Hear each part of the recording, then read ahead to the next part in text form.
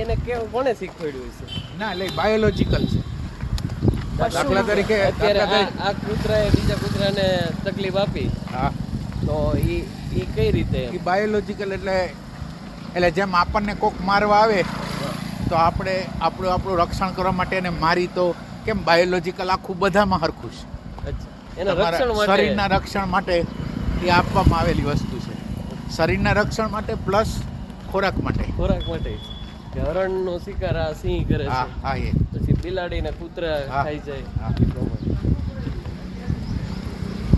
એ પ્રમાણે. પણ એમાં થોટ નથી હોતો એટલે કરતાપણું ન હોય. થોટ ન હોય ને એટલે કરતાપણું ન આવે. વિચાર વગર કરતા ન બને. તો એની ઈ ભૂલ માફ ગણાય કે ના, એટલે એને ભૂલ જ ન ગણાય. અચ્છા, એ કોઈ ભૂલ ના ગણાય.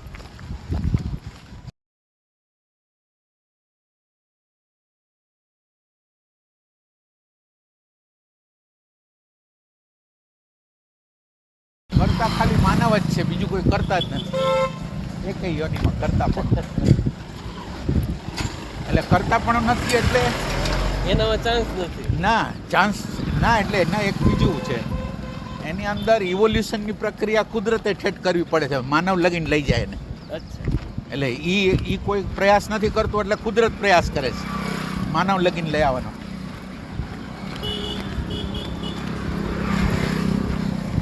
એટલે આપણને માનવ બનાવીને ભગવાને મૂકી દીધા છે કે હવે તમારી ડ્યુટી છે, હવે તમે જે કરો એ.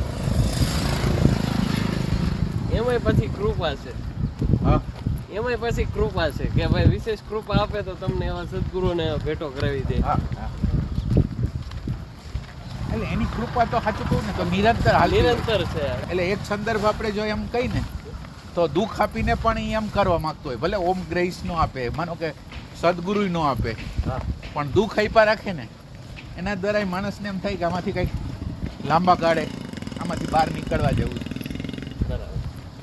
એટલે એની ગ્રેસ તો સતત રીતે ચાલુ જ હોય. અને એ કંઈ પાત્રતા આ જોતું નથી. જો સમષ્ટિ છે એ પાત્રતા જોવા જાય ને તો કોઈ જઈ જ ન શકે.